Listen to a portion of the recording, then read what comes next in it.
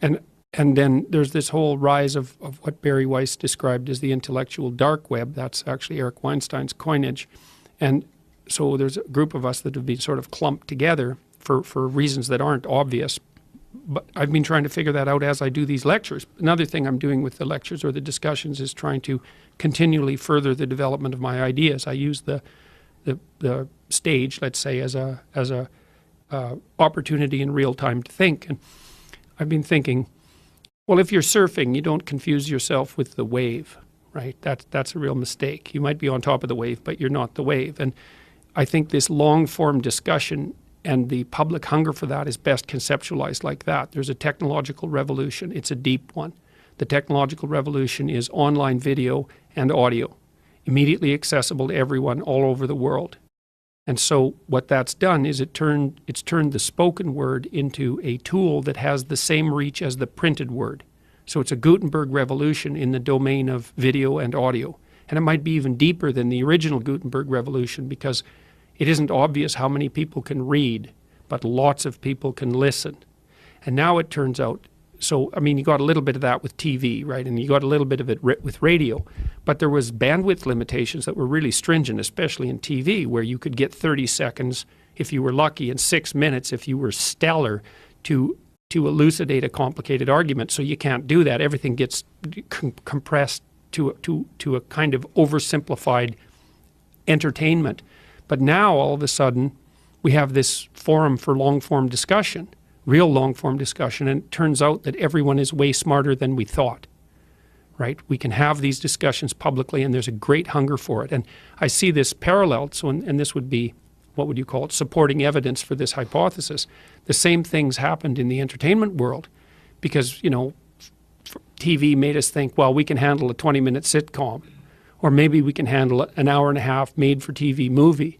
But then Netflix came along, and HBO as well, with the bandwidth restrictions gone, and all of a sudden it turned out that no, we can handle 40-hour complex multi-layered narratives where the characters shift, where the complexity starts to reach the same complexity as great literature, and there's a massive market for it. And so it turns out that we're smarter than our technology revealed to us. And I think those of us who've been placed in this intellectual dark web group, you know, there's some things we have in common. We more or less have independent voices because we're not beholden to any corporate masters except peripherally. And we've been operating in this long-form space, and the technology has facilitated that. And so all of a sudden it turns out that there's more to people than we thought. And thank God for that. I'm struggling with, I don't want to use the word hate. There seems to be a non-acceptance or a resistance to the idea that anything of quality could come out of this group of people. It's really interesting to me, and I'm wondering why. When I listen to you speak, or Sam, or Eric, or any of these people, Ben or Dave, and I hear very interesting points, and I'm like, why are people resisting that these are interesting points? Why are they resisting this? And I think there's a lot of people that are beholden to mainstream organizations, whether it's newspapers or magazines or television shows, that feel trapped. I think they feel trapped by this format that they're stuck in. It's a very limiting format, and it's a format that, in my opinion, is like, I mean, it might as well be smoke signals or ham radio or something. It's dumb. You know, this idea that you're going to go to commercials every 15 minutes and, you know, and in between you have 15 people arguing. I mean, I watched a panel on CNN once, and I think we counted 10 people that were trying to talk during this 5-minute segment. I'm like, what genius thought that it would be a good idea to get 10 people struggling for airtime, barking over each other, no one saying anything that makes any sense because everybody's talking over and trying to stand out and trying to say the most outrageous things. And I'm seeing like some of the resistance to this when we span, I mean pretty far, you know, from Sam and I lean more left and Ben leans more right, and you're what you would call a classic liberal, and Eric's very difficult to define, and Brett is fiercely progressive.